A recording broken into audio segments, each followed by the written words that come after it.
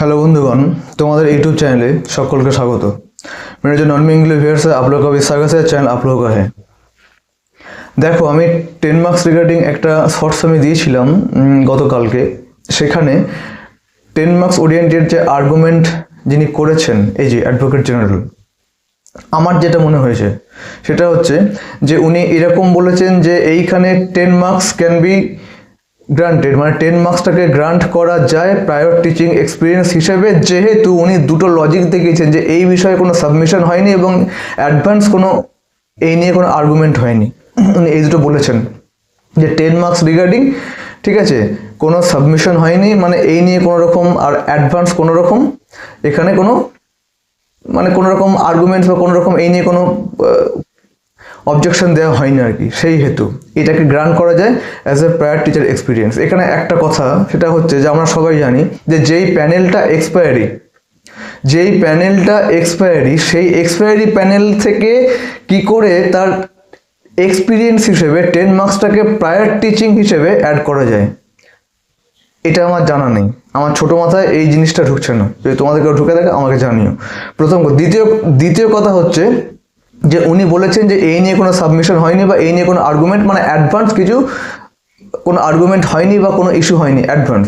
তাহলে আমার কথা হচ্ছে যে যদি এই লেভেল থেকে যদি এটাকে যদি গ্রান্ট করতে হয়, তাহলে আমি একটা কথা বলে দিতে, তাহলে যেগুলো নিয়ে আর্গুমেন্ট হয়েছে সেখানে ওই মার্ক কারচুপি, সেখানে হচ্ছে প্রশ্ন ভুল, যে টাকা দেওয়া, ঠিক আছে, তারপরে হচ্ছে বাকি যেগুলো হয়েছে, তাহলে এত বিষয়ে যে কেসগুলো উঠে বসে আছে, তাহলে যদি সেগুলো যদি জাস্টিফিকেশন না আসে হাতে কারোর,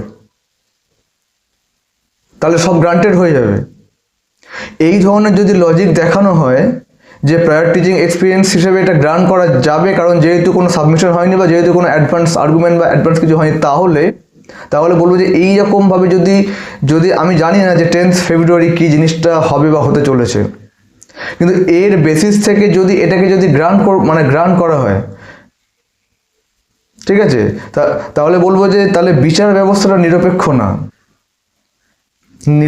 নয়। তার প্রচুর প্রমাণ সবার হাতে আছে, আমরা সবাই জানি। তবুও আমি এটা বললাম যে তাহলে এটাকে এর উপরে কিছু আর কি বলবো আস্থা রেখে লাভ নেই। কারণ উনি যে লজিক দুটো কালকে দেখিয়েছেন এবং উনি বলছেন ফার্দার প্রসিড করা হবে এবং উনি আর্গুমেন্ট করবেন। আর্গুমেন্ট করা মানে এটাই বোঝায় যে উনি কালকে যে সুরে কথা বলেছেন এজি, ঠিক আছে, উনি তো 10th ফেব্রুয়ারি যদি এই ধরনের উনি যদি লজিক পুট করেন, আমি বলবো ইনভ্যালিড।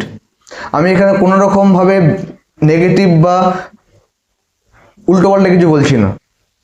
আমার কাছে যেটা আনকনস্টিটিউশনাল, যেটা অনৈতিক, যেটা অন্যায্য, আমি এটুকুনি বুঝি। এবার এক্ষেত্রে আমি একটা কথা বলে রাখি, যদি 10 মার্কস যদি গ্রান্টেড হয়ে যায় বা যদি এরকম as a prior teaching experience হিসেবে যদি এটাকে যদি গ্রান্ট করা হয়, তাহলে এক্ষেত্রে তাহলে যারা 2016 বাদ দিয়ে যারা 25-এ যারা পরীক্ষা দিয়েছে, তাহলে তাদেরকে ভিক্টিমাইজ কেন করা হচ্ছে? আমি মানলাম, ঠিক আছে, ওটা গ্রান্টেড, আমি মেনে নিলাম, চলো মেনে নেওয়া হলো যে 10 marks granted as a prior teaching experience. তাহলে এইখানে জেনে বুঝে এই কাজটা কেন করা হয়েছে যে 2016 আর 25কে এই একসঙ্গে পরীক্ষা দিয়ে খিচুড়ি পাকানো?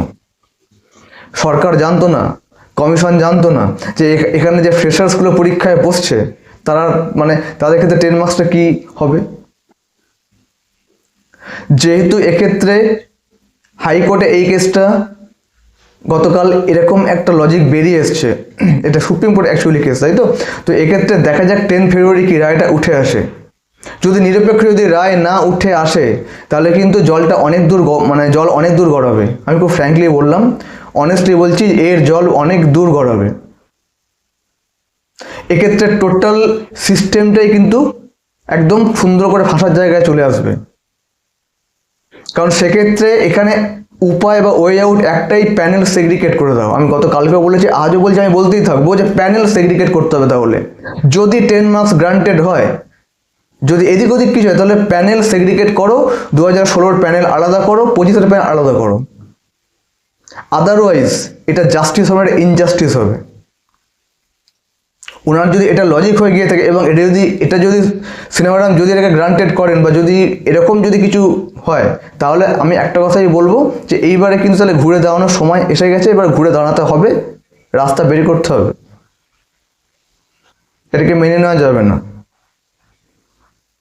ঠিক আছে, 16 যদি পাওয়ার যোগ্য হয়, যারা পাওয়ার যোগ্য ওটাকে দেখুক, তাদেরকে দিয়ে দিক, কোনো চাপ নেই, আমি এই নিয়ে কোনো কথা বলতে চাইছি না। আমার এখানে পয়েন্ট বা ইস্যু একটাই, তাহলে আমি বারবার বলছি, আজকেও বলছি, প্যানেল সেগ্রিগেট করো, 2016 এবং 25 পরীক্ষা এক নিয়েছো, ঠিক আছে, ভালো কথা, এবার রিক্রুটটা করার সময় প্যানেলটাকে আলাদা করে দেবো, ব্যাস গল্প শেষ। ঠিক আছে, কারণ যেই জিনিসটা যেই 10 মার্কসটা 2025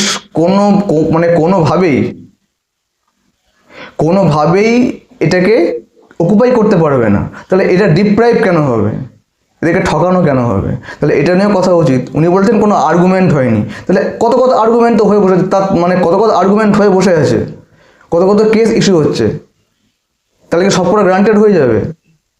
তাই কি এটা কি লজিক হতে পারে? হতে পারে না। ঠিক আছে, এই 7টা দিন সময় আছে, খুব ভালো কথা, কিন্তু আমি আবারও বলছি, গতকালকেও বলেছি যে ভার্ডিক্টটা এমন দেবে যেখানে যেন কোনো রকম কোনো কোয়েশ্চেন মার্ক না থাকে এবং যেন জাস্টিস হয়। ঠিক আছে, গ্রান্ট হোক যা হোক, ঠিক আছে, সেটা পরের কথা।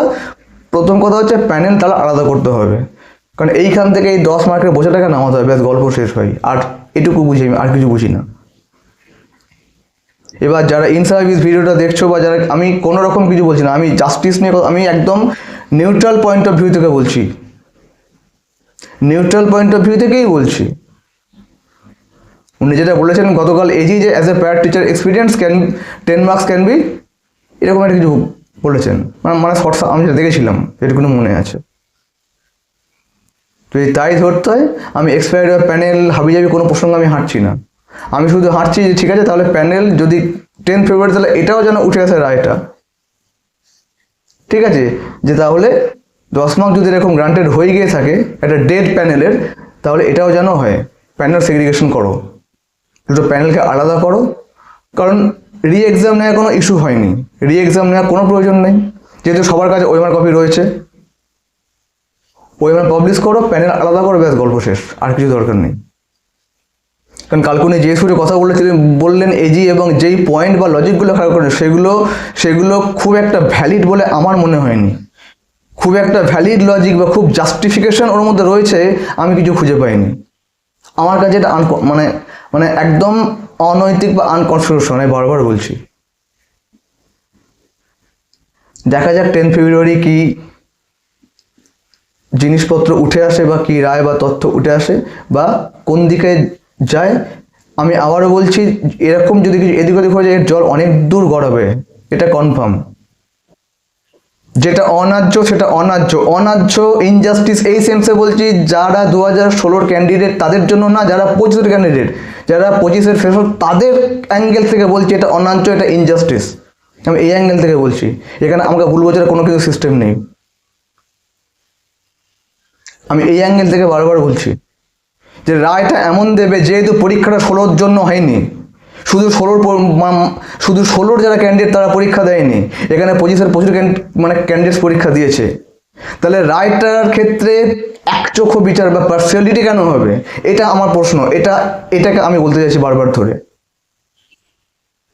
যে বিচারটা যেন একচোখা না হয়, যেন পার্সিয়ালিটি না হয়, যেন এখানে যেন পক্ষপাতিত্বহীন হয়।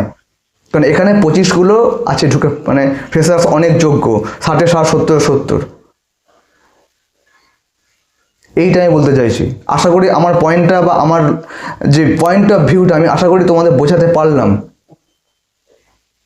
দেখা যাক 10 ফেব্রুয়ারি কি তথ্য, তার আগে যদি কোনো আপডেট থাকে বা পাই, আমি অবশ্যই তোমাদের আপডেট দিয়ে রাখবো, এটুকুনি বলার ছিল।